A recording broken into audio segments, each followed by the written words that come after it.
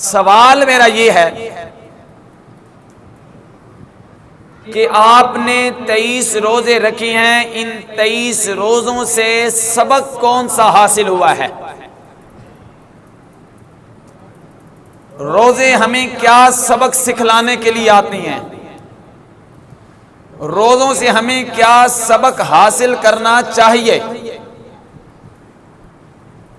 اور روزوں سے ہمیں کیا سبق لینا چاہیے؟ بس یہی آپ کو سوال جواب سنانے، اور پھر انشاءاللہ تعالی لیلۃ القدر کا اور آخر کے اندر جو آخری عشرہ اتقم من النار اس کا ذکر کروں گا۔ روزے آئے، روزے نے آ کر ہم سے کیا مطالبہ کیا ہے؟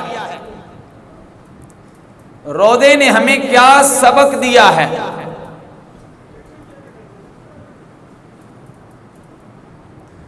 روزے سے ملنے والا پہلا سبق کیا ہے؟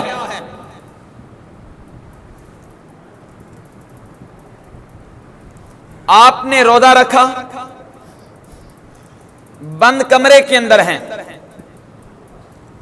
اس بند کمرے کے اندر آپ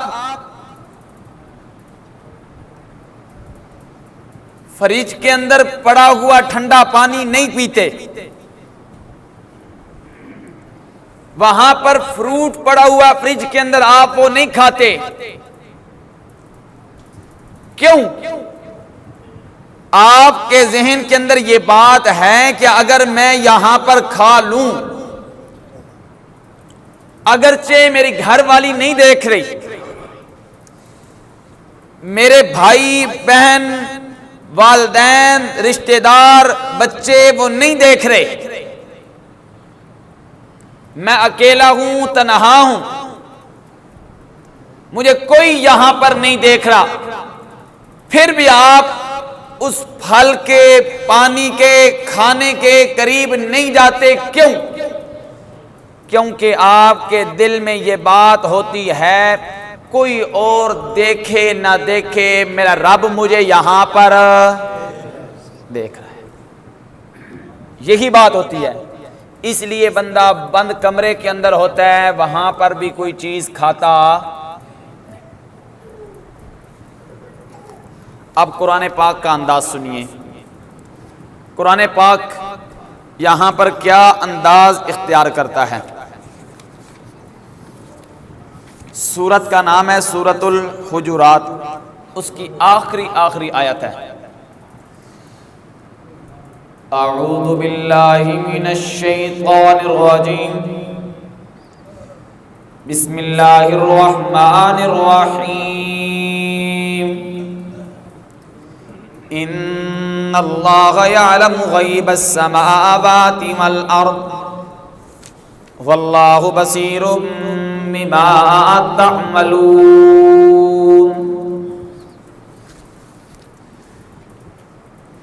رب العالمین کی ذات غیب السماوات والارض، آسمانوں اور زمین کے اندر جتنی چھپی ہوئی پوشیدہ چیزیں ہیں ان کو جاننے والا ہے۔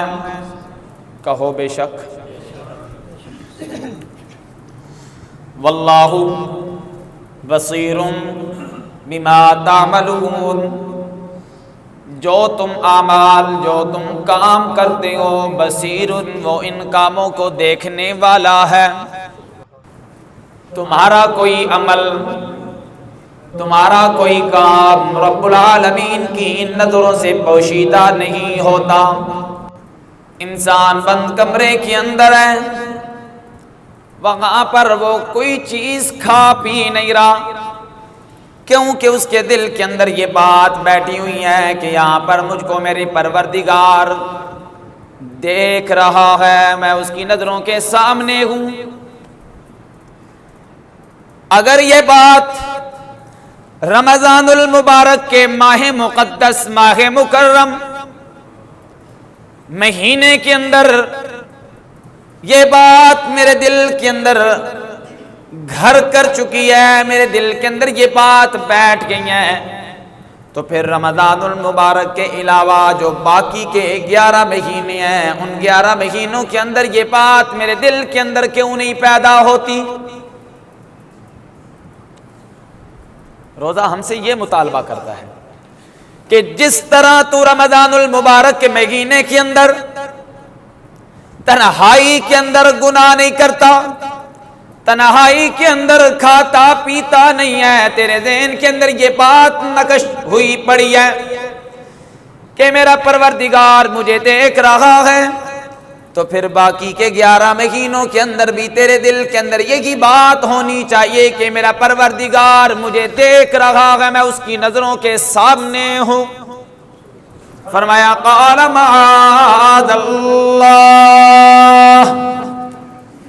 انہ ربی احسن مثواي انہ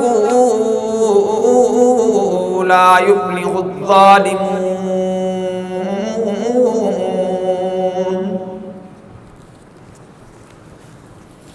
حضرت سیدنا یوسف علیہ السلام بچپن زلیخا کے گھر کے اندر گزارا اور اسی کے گھر کے اندر سے کھایا۔ اور ہمارے ہاں قانون ہے، ایک رسم ہے، بات بنی ہوئی ہے کہ بندہ جس کا کچھ کھا لینا تو پھر اس کا احسان ہوتا ہے، اس کے سامنے بندہ اپنی نظروں کو جھکا کر رکھتا ہے، اس کے سامنے جھکتا ہے، جس کا کھائے اس کا منہ ہوتا ہے، یعنی بندہ اس سے شرم کرتا ہے، اس کا احسان مند ہوتا ہے۔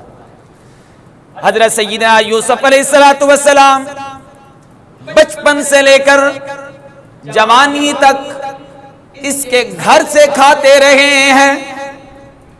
ایک بات۔ نمبر 2، ولما بلغ، اور بلوغت کی عمر کو بھی پہنچ چکے ہیں، جوانی کی عمر کو، جوانی عام جوانی نہیں، پیغمبر کی جوانی، اپنی جوانی کو بھی پہنچ چکے ہیں۔ نمبر 3 بات، جوانی کے ساتھ ساتھ تجرد بھی ہے، تجرد مع جوانی، تجرد کہتے ہیں کہ نکاح کا نہ ہونا، بغیر نکاح کی جوانی ہے، تجرد مع جوانی۔ نمبر 4 بات، دعوت دینے والا مرد نہیں، دعوت دینے والی خود عورت ہے۔ دعوت جو دے رہی ہے وہ عورت ہے، دعوت جہاں سے مل رہی ہے اس کے گھر کے اندر سے کھا رہی ہیں۔ نمبر 3 جوانی ہے، جوانی کے ساتھ ساتھ تجرد بھی ہے، یعنی نکاح بھی نہیں ہوا۔ یہ 4 باتیں ہیں، دعوت دینے والی خود عورت ہے، اور دعوت کہاں؟ غلقت الابواب، دعوت بھی بند کمروں کے اندر دی جا رہی ہے، باہر گلی چوک چوراہے کے اندر نہیں ہے جہاں پر ڈر خوف ہو، نہیں، غلقت الابواب، اس نے دروازے بند کر رکھے ہیں، تالے لگا رکھے ہیں۔ غلقت الابواب، دروازے بھی بند کر رکھے ہیں، دعوت دینے والی بھی عورت ہے، جوانی بھی ہے، جوانی بھی جوبن پر ہے۔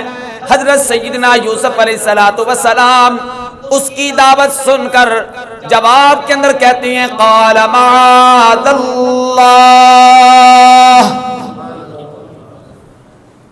اگرچہ یہاں پر مجھ کو دیکھنے والا کوئی نہیں، یہاں پر عزیز مصر کوئی نہیں ہے، یہاں پر میرا باپ یعقوب کوئی نہیں ہے، یہاں پر میرے بھائی کوئی نہیں ہے، یہاں پر تیرے رشتہ دار کوئی نہیں ہے، اگرچہ یہاں پر دیکھنے والا کوئی نہیں ہے، لیکن اگر کوئی دیکھے اور میں اس کے سامنے گناہ سے رک جاؤں، یہ کوئی کمال نہیں ہے، کمال یہ ہے کہ جب دیکھنے والا کوئی نہ ہو، پھر بندے کے دل کے اندر یہ ڈر اور خوف پیدا ہو کہ کوئی دیکھ نہیں رہا، میرا رب مجھے دیکھ رہا ہے، اور پھر وہ گناہ سے رکے، تو یہ بندے کا کیا ہے؟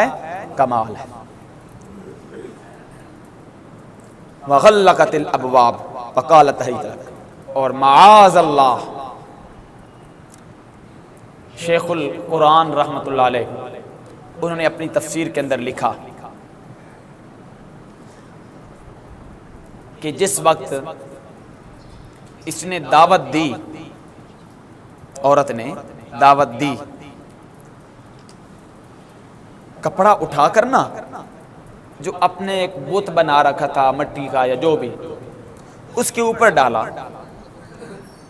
یہ کیا کر رہی ہو؟ یوں کیوں کر رہی ہو؟ اس لیے کر رہی ہوں کہ یہ میرا خدا ہے، یہ میرا معبود ہے، اس کے سامنے مجھے یہ برا فعل، شنیع فعل کرتے ہوئے شرم آتی ہے، اس کے سامنے یہ کام کرتے ہوئے شرم آتی ہے۔ حضرت یوسف علیہ السلام نے جواب دیا، جب تیرا جھوٹا خدا تجھے اس کے سامنے یہ کام کرتے ہوئے شرم آتی ہے تو میرا رب تو ہے ہی سچا، مجھے بھی اس کے سامنے یہ کام کرتے ہوئے شرم آتی۔ تو یہ ہے کہ جس طرح انسان رمضان المبارک کے مہینے کے اندر گناہوں سے بچتا ہے، کیوں میرا رب مجھے دیکھ رہا ہے، تو یہی انسان کے دل کے اندر سبق باقی کے 11 مہینوں کے اندر بھی پیدا ہونا چاہیے۔ حضرت سیدنا عمر فاروق رضی اللہ تعالیٰ عنہ کھانے پینے کا سامان لیا ہوا ہے، سفر پر نکلے ہیں، سفر پر جا رہے ہیں، چلتے چلتے کھانے پینے کا سامان ختم ہو گیا، کھانے پینے کا سامان جو کچھ تھا باقی نہ رہا، اب کیا کروں؟ ایک چروایا، بکریاں چرانے والا وہ سامنے نظر آیا، اے رائی، اے چروائے، تیرے پاس بکریاں ہیں، مجھے ایک بکری کا دودھ نکال کر دو، میں اس کا دودھ پی لوں۔ چروایا کہنے لگا، حضرت یہ بکریاں میری نہیں ہیں، میں تو ان کا امین ہوں، میرے پاس امانت رکھوائی گئی ہیں، یہ بکریاں میری نہیں ہیں، میں مالک کی اجازت کے بغیر ان کا دودھ نکال کر آپ کو نہیں دے سکتا، میرے مالک نے دودھ کے لیے رکھی ہوئی ہیں، وہ ان کا دودھ نکال کر بیچتا ہے، فروخت کرتا ہے، میں اس کا دودھ نکال کر اس کی اجازت کے بغیر آپ کو دے نہیں سکتا۔ حضرت فاروق اعظم رضی اللہ تعالیٰ عنہ اس نوجوان، اس چروائے کی بات سن کر حیران رہ گئے۔ اب تھوڑا سا اور ٹٹولا پرکھا کہ اس کے اندر ذرا اور ایمان کتنا ہے، ذرا چیک تو کریں۔ کہنے لگے، آپ کہہ رہے ہیں یہ بکریاں میری نہیں ہیں، میرے مالک کی ہیں، آپ کے مالک کی ہیں، آپ کا مالک تو یہاں پر ہے نہیں، کون سا مالک دیکھ رہا ہے؟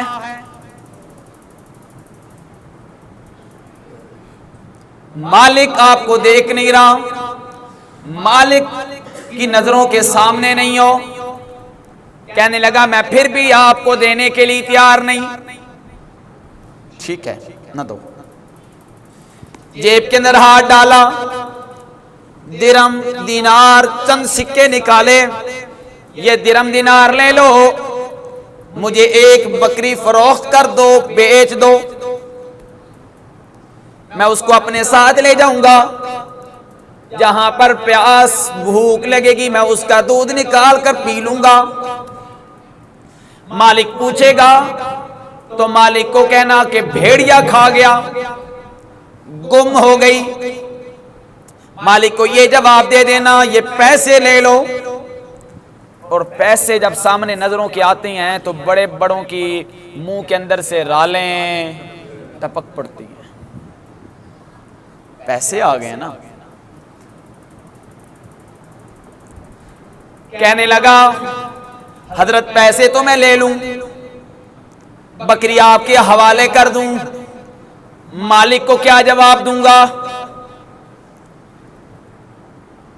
نہیں سمجھے؟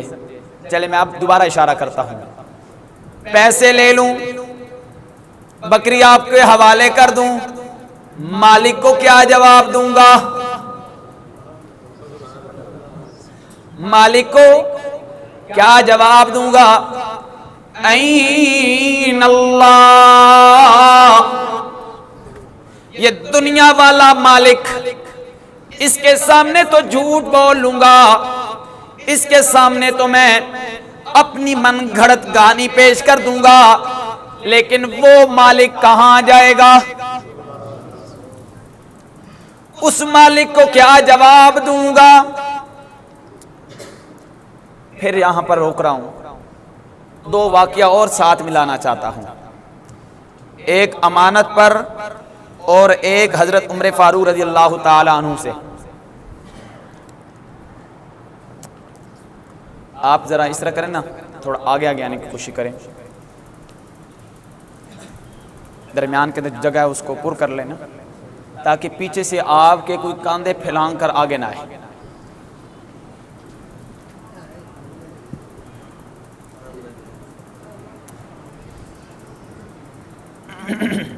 ماشاءاللہ۔ لقمان حکیم کا نام آپ نے سن رکھا ہوگا، پوری ایک سورت قرآن پاک کی ایک پوری سورت حضرت لقمان حکیم کے نام پر ہے۔ حضرت لقمان حکیم کو ایک باغ کی نگرانی کے اوپر مقرر کیا گیا، باغ کی نگران ہیں، مالی ہیں۔ ایک دن مالک آ پہنچا، میرے سامنے پھل لے کر آؤ، مجھے پھل کھلاؤ، پھل کھانا چاہتا ہوں۔ پھل پیش کیا گیا، پھل توڑ کر لایا، پیش کیا، اس کو کھولا گیا، توڑا گیا، کھانے لگا تو اندر سے پکا ہوا نہ تھا، کھٹا تھا، میٹھا نہ تھا۔ یار یہ تیار نہیں ہے، پکا نہیں ہے، کوئی اور لے کر آؤ۔ حضرت لقمان حکیم اور لے کر آگے، وہ بھی کھٹا، اور لے کر آؤ، وہ بھی کھٹا، اور لے کر آؤ۔ جب 3-4 مرتبہ پھل لے کر آئے، مالک کہنے لگا اتنا عرصہ ہو گیا ہے باغ کی نگرانی کرتے ہوئے، باغ کی حفاظت کرتے ہوئے، آپ کو ابھی تک یہ معلوم نہیں ہو سکا کہ کون سے پودے کا پھل میٹھا ہے اور کون سے پودے کا پھل کھٹا ہے، اتنا عرصہ ہو گیا ہے۔ حضرت لقمان حکیم جواب دینے لگے، اے میرے مالک، اے میرے سردار، آپ نے مجھے باغ کی نگرانی اور باغ کی حفاظت کے لیے مقرر کیا ہے، باغ کا پھل چیک کرنے کے لیے مقرر نہیں کیا۔ اور قسم اٹھا کر کہنے لگے کہ جب سے لے کر آپ نے مجھے یہاں پر مقرر کیا گیا، اس وقت سے لے کر اب تک میں نے پھل کا آپ کے باغ کا ایک دانہ اور ایک پھل بھی میں نے کھایا نہیں، اپنی زبان کے اوپر رکھا نہیں ہے۔ یہ ہے امانت۔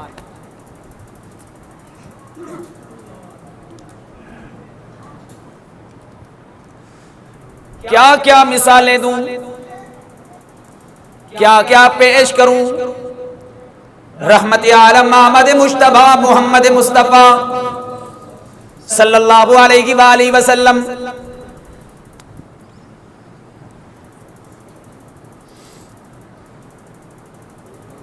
ہجرت کرنے سے ایک رات پہلے بیت اللہ شریف کے پاس آئے، طلحہ بن عثمان سے کہنے لگے، طلحہ بن عثمان سے فرمانے لگے کہ بیت اللہ کی چابی دے دو، میں بیت اللہ شریف کے اندر نماز پڑھنا چاہتا ہوں، نوافل ادا کرنا چاہتا ہوں۔ طلحہ بن عثمان اسلام قبول نہیں کیا تھا، کہنے لگا جاؤ جاؤ، بیت اللہ شریف کی چابی نہیں دوں گا۔ آپ صلی اللہ علیہ وسلم فرما رہے ہیں کہ مجھے چابی دے دو، میں بیت اللہ شریف کے اندر نماز ادا کرنا چاہتا ہوں، نہیں دوں گا، جاؤ۔ قرآن پاک کا مقام 20واں پارہ، سورت کا نام سورۃ القصص، مالک کائنات جناب محمد الرسول اللہ صلی اللہ علیہ وسلم کے بارے کے اندر فرمان بیان کرتے ہیں، ان الذی فرض علیک القرآن لرادک الی معاد۔ محبوب کبریا جناب محمد الرسول اللہ صلی اللہ علیہ وسلم جب ہجرت کے لیے نکلے، مقام جوفہ تک آپ صلی اللہ علیہ وسلم کی آنکھ مبارک سے آنسو بہتے رہے، رو رہے ہیں۔ مقام جوفہ پر یہ سورت کا مقام نازل ہوا، قرآن پاک کا یہ مقام۔ اللہ پاک نے میرے محبوب پیغمبر کو تسلی دی، تسلی دیتے ہوئے فرمایا، ان الذی فرض علیک القرآن لرادک الی معاد۔ اے میرا محبوب پیغمبر، روتا کیوں ہے؟ اس وجہ سے رو رہا ہے کہ بیت اللہ چھوڑنا تجھے مشکل ہو رہا ہے، بیت اللہ شریف کی جدائی تیرے سے برداشت نہیں ہو رہی، بیت اللہ شریف کی جدائی کی وجہ سے تیری آنکھوں کے اندر سے آنسو آ رہے ہیں۔ پنجابی دا جملہ، رووے تے او جدے سائیں کوئی نہ ہون، کہو سبحان اللہ، رووے تے او جدے سائیں کوئی نہ ہون، ان الذی فرض علیک القرآن لرادک الی معاد۔ میرا محبوب پیغمبر، رونے کی آپ کو اجازت نہیں ہے، تیرا پروردگار تیرا ساتھ ہے۔ آج آپ یہاں سے اکیلے جا رہے ہیں، کل 8 سالوں کے بعد آپ مکہ کے فاتح بن کر آ جائیں گے، میں آپ کو فاتح بنا کر داخل کر دوں گا۔ پھر قرآن پاک کا مقام اترا، انا فتحنا لک فتحا مبینا لیغفر لک اللہ ما تقدم من ذنبک وما تأخر ویتم نعمتہ علیک ویہدیک صراطا مستقیما۔ محبوب کبریا 8 سالوں کے بعد رمضان المبارک کے ماہ مکرم کے اندر مکہ کے اندر فاتح بن کر آ رہے ہیں، اللہ اللہ۔ اور فاتح بن کر آئے، آپ کے آنے کی کیفیت کیا تھی؟ آپ صلی اللہ علیہ وسلم نے، میری طرف توجہ کرنا، آپ صلی اللہ علیہ وسلم نے اپنا سینہ مبارک یوں نکالا ہوا نہیں تھا، آپ نے اپنا چہرہ مبارک یوں پر اٹھایا ہوا نہیں تھا، آپ صلی اللہ علیہ وسلم نے تلوار یوں پکڑی ہوئی نہیں تھی۔ جس طرح سپہ سالار، جس طرح فاتح جب کسی شہر کے اندر داخل ہوتے ہیں، اپنا سینہ نکال کر، چہرے کو اوپر اٹھا کر، ہاتھ کے اندر تلوار پکڑ کر داخل ہوتے ہیں، یہ فاتح، یہ مکہ کا فاتح بن کر آیا۔ لیکن اس محمد الرسول اللہ صلی اللہ علیہ وسلم نے ایک عظیم الشان مثال قائم کرتے ہوئے اپنا سر مبارک یوں نیچے جھکایا ہوا تھا، اتنا سر مبارک جھکا ہوا تھا کہ آپ کی ٹھوڑی مبارک اونٹ کی پلان گاہ، جو اونٹ کی کوہان ہوتی ہے، اس کے ساتھ آپ صلی اللہ علیہ وسلم کی ٹھوڑی مبارک لگی ہوئی تھی، اور آپ صلی اللہ علیہ وسلم نے اپنے اوپر چادر مبارک اوڑھی ہوئی تھی، اور آپ صلی اللہ علیہ وسلم کی زبان مبارک سے یہ الفاظ جاری تھے، انا فتحنا لک فتحا مبینا۔ اس فتح کے اندر، یہ مکہ کے فتح ہونے کے اندر میں محمد الرسول اللہ کا کوئی کمال نہیں ہے، اس کے اندر سارا کمال میرے پروردگار کا ہے۔ آپ صلی اللہ علیہ وسلم آ گئے، تشریف لا رہی ہیں، ایک صحابی رسول نے نعرہ لگا دیا الیوم یوم الملحمہ، آج بدلے کا دن ہے، آج ہم اپنے سارے پرانے حساب چکائیں گے، آج ہم اپنے سارے بدلے لیں گے۔ مکہ کے اندر جتنا ہمیں ستایا گیا، مکہ کے اندر جتنا ہمیں تنگ کیا گیا، جتنی ہمارے اوپر مصیبتیں اور تکلیفیں آئیں، ہم ان ساروں کا بدلہ لیں گے۔ آپ صلی اللہ علیہ وسلم تک یہ بات پہنچی، آپ نے اس صحابی رسول کو پاس بلا کر فرمایا اے میرے صحابی رسول، اپنے اس نعرے کو بدل دو، اپنے نعرے کے اندر تبدیلی جو لے کر آؤ، الیوم یوم الرحم، آج بدلے کا دن نہیں ہے، آج رحم کرنے کا دن ہے۔ رحم کیوں کرنا گئے؟ وما ارسلناک الا رحمت للعالمین، پروردگار نے مجھے رحمت للعالمین بنا کر بھیجا گیا ہے، اس لیے آج میں نے رحم کرنا ہے۔ پھر آپ صلی اللہ علیہ وسلم آئے، بیت اللہ شریف کی چابی مانگی، چابی دو، چابی ملی، بیت اللہ شریف کے اندر گئے، بت تھے ان کو گرایا، گرانے کے بعد اب باہر آئے، او مجمع لگا ہوا ہے، صحابہ کرام بھی تھے اور کافر بھی، وہاں پر مجمع لگا ہوا ہے، آج کیا ہوگا، کیا بنے گا، کیسا سلوک ہوگا؟ سب کی نظریں محمد عربی صلی اللہ علیہ وسلم کی طرف اٹھی ہوئی، کیا ہوگا، آج تمہارے ساتھ کیا سلوک کروں؟ معافی چاہتے ہیں، کیا چاہتے ہیں؟ معافی چاہتے ہیں۔ آپ صلی اللہ علیہ وسلم نے فرمایا لا تسریب علیکم اليوم، لا تسریب علیکم اليوم،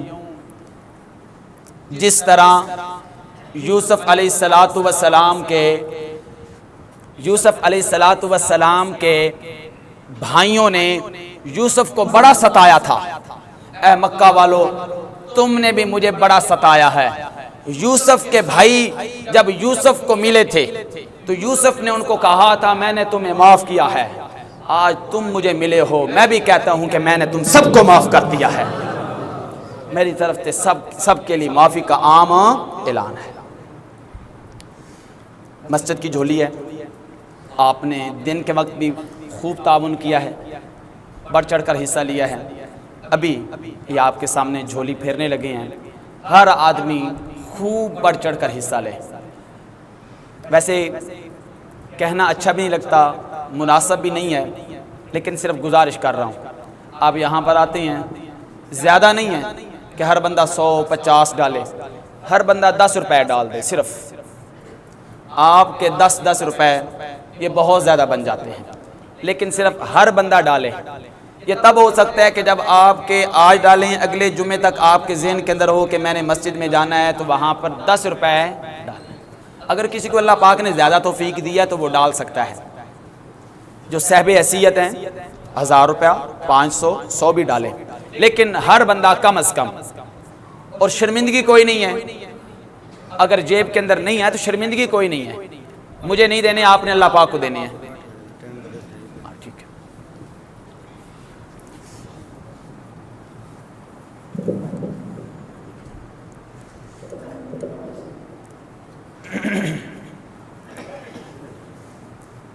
آپ صلی اللہ علیہ وسلم اب کھڑے ہیں، ان کو معاف کر دیا۔ آپ نے فرمایا طلحہ بن عثمان کو بلاؤ، او جہاں سے سبق شروع کیا تھا ذہن حاضر کریں، طلحہ بن عثمان کو کیا کرو؟ بلاؤ۔ ہاں بھائی، اب اس کو لوگ آگے کر رہے ہیں، وہ پیچھے پیچھے ہو رہا ہے، وہ آگے جا، نہیں بھائی میں نے آگے نہیں جانا، وہ پیچھے ہو رہا ہے، پیچھے۔ اسی موقع پر نا حضرت عمر فاروق رضی اللہ تعالیٰ عنہ کھڑے ہوئے عرض کرنے لگے اللہ کے رسول بیت اللہ شریف کی چابی میرے حوالے کر دیں، میں بیت اللہ شریف کا خادم بن جاؤں۔ اللہ اللہ، مسجد کی خدمت،